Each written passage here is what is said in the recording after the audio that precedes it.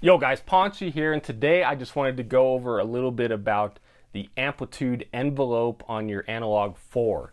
Now, I just want this to be kind of a basic video. I'm not going to go too in depth into it, and I'm not going to cover the filter envelope today, but I will do that in later videos. So be sure to leave any questions you have down below in the comments section. So we want to start with a basic sound for one. So hold track 1 and hit clear.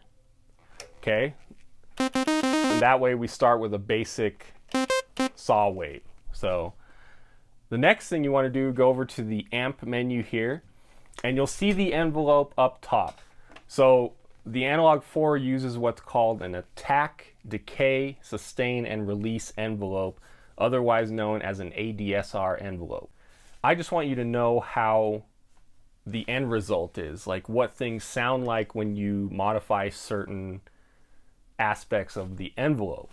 Well, first off, when you play a basic sound, you hit a note, it goes to full volume immediately, and then as soon as you take your finger off, the sound is gone.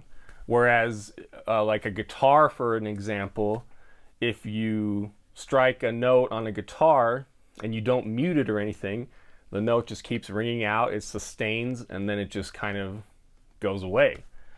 The envelope is how you control those kinds of things on a synth.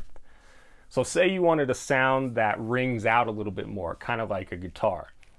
So that would be controlled by the release. So if we turn up the release a little bit, and then we press a note, you'll notice that the sound kind of rings out a little bit more. So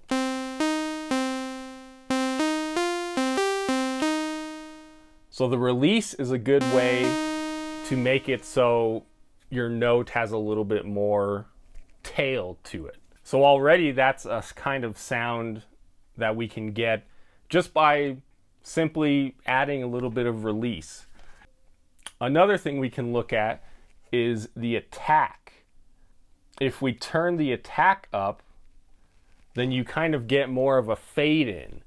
So that's the best way to look at attack, in my opinion, is like fade in. Or release you can look at as a fade out, for example. But so if we turn the attack up and we hold the note, you'll notice that it takes a little bit of time to get up to its full volume. And so that's ultimately what the amplitude envelope controls, is volume. So controlling the attack is a good way to create something like a pad sound, which if you're not familiar with a pad sound, you know, that's kind of like a background, kind of an ambient sound that people use in songs. And then ultimately you have decay and sustain. So this chart here is actually really great for kind of visualizing where the volume goes. If you hold the note, let's turn the attack back down. And then let's turn it back up. So if you listen there on headphones or on some good speakers, you can kind of hear that the volume fades in, and then once it gets to its peak, it kind of comes down a little bit. And so that's controlled by the decay. So if we turn the decay up all the way,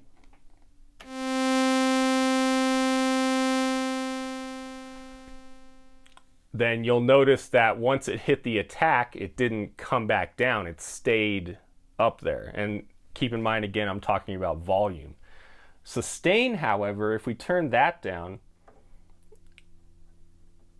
you got to turn the decay down a little bit to take advantage of the sustain. But if you just look at the graph here, look at the chart, you can kind of visualize like what's going to happen to the volume of the note. So let's try it. So the decay controls where the volume goes once it hits the sustain. Sustain essentially controls what happens when you're holding the note down. Because if we just press the note quickly, you'll notice that it doesn't even have time to get up to the full volume. Whereas if we hold it, it goes louder, it gets up to the full volume. So if you don't hold the note down, then it basically kind of ignores the decay and the sustain. Let's try it with the attack all the way down. So you'll notice that when you just briefly press the note with the attack all the way down, it does indeed get up to its full volume, but then it just skips the decay and the sustain and goes to the release.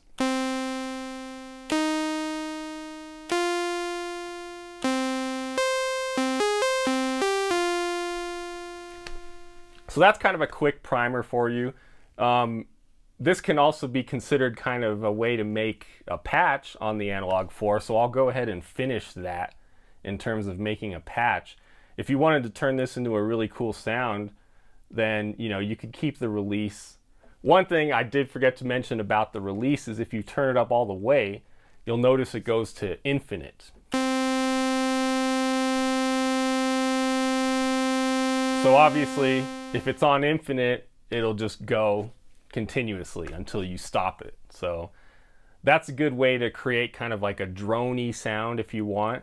If your synth, this can be applied to other synths, by the way. If your other synth doesn't have a hold function, then you can use the release as kind of a hold. So they don't exactly function the same way, but you can kind of achieve the same thing with that. So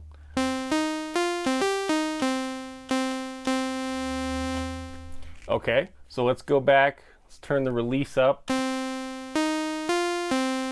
And then what we can do from here is go over to the filter and turn the top one down.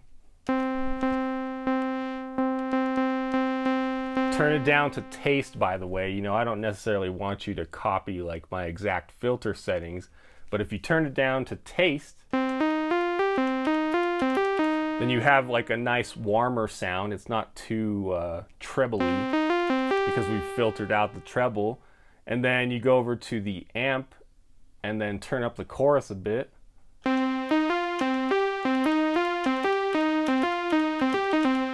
And then there you go. You have a pretty awesome, pretty basic patch that you can save and use for whatever you want. So thank you guys for watching. If you have any questions, leave a comment down below. If you have any requests for any other videos, be sure to leave that down below, and I'll see you in the next one.